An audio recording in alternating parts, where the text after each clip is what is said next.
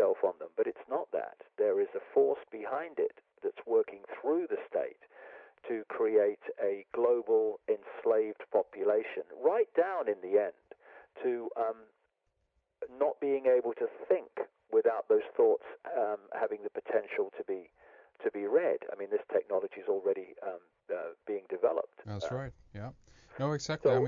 So these are the big brother issues that Mr. Davis was not going to talk about, and I'm standing in this election to do. Brilliant. And regarding, tell us a little bit how the British system works here. Can people register then and vote for you or for David in this case?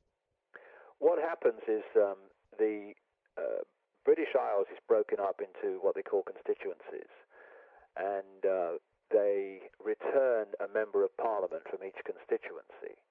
So this by-election is happening in a constituency near Hull in the northeast of England, and anyone who is registered to vote in that constituency can vote for any of the candidates that are standing.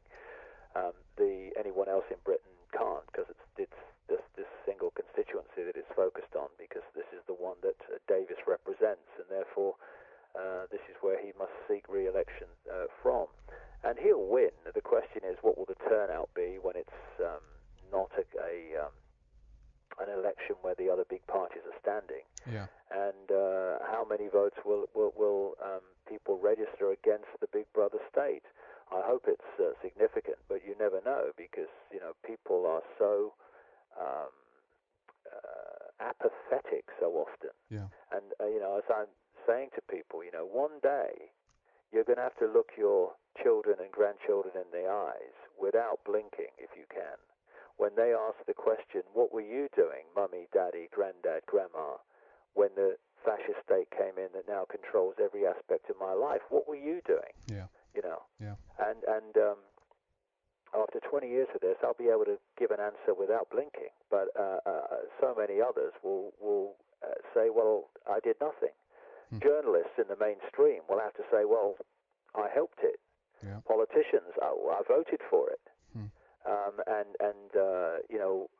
These are the things that we're going to have to face unless we stand up now, join together, forget the irrelevant fault lines of divide and rule, like race and religion and income bracket and political persuasion, and realize that this big brother global state is not for Jewish people or Islamic people or British people or Australians or black people or whatever. It's not for middle class or working class. It's for everybody.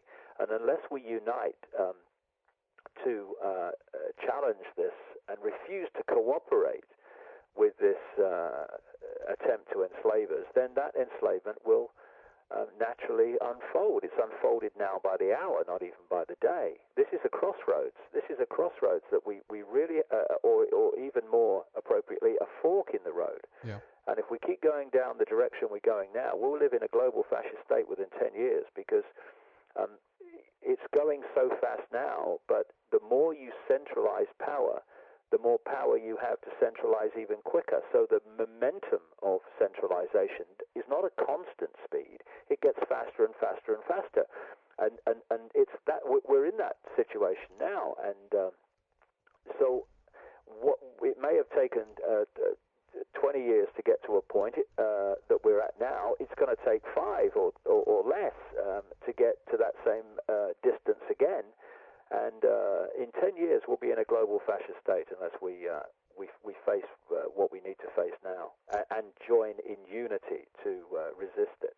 Indeed, and I think that the key in this case is information and if you will, kind of education in these subjects, just to highlight what the heck is going on. And as you say, very important to just make the connections between all of these.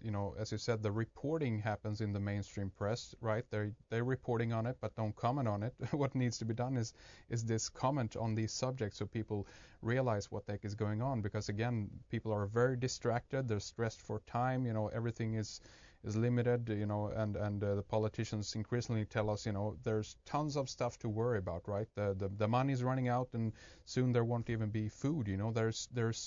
We're kind of drawn down to this very kind of base and almost a primal level at this point. Wouldn't you agree?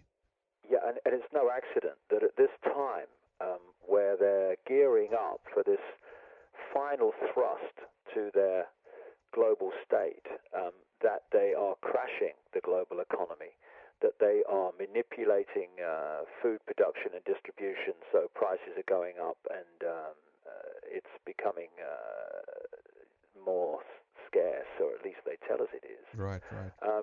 Because fear is the greatest manipulator of people to give their power away, because people give their power away in fear of something to those they believe will protect them from what they fear. And it's interesting in this country at the moment that we have resisted through public rejection and through pressure group rejection the introduction of genetically modified food. Mm-hmm. But as a result of this food crisis quote that we're told about, the Labour government is now saying we must look again at genetically modified crops to overcome the food crisis, problem, reaction, solution. And so this is not a coincidence that all these things are being thrown at us at the same time, because they want to create the chaos out of which they can create their new order, their new world order, which is this centralized state. Oh, the world's in chaos. We've got financial crisis, food crisis, oil crisis, terrorism crisis, global warming crisis. We have to have a world centralized authority that can act and coordinate on behalf of everybody. Yeah, that's right. And alongside of this, of course, we're getting this common theme that's I hear all the time now: international law. We need international law to overcome the international problems. And international law is a law that everyone on the planet has to obey, exactly what is necessary for a world government to impose its authority.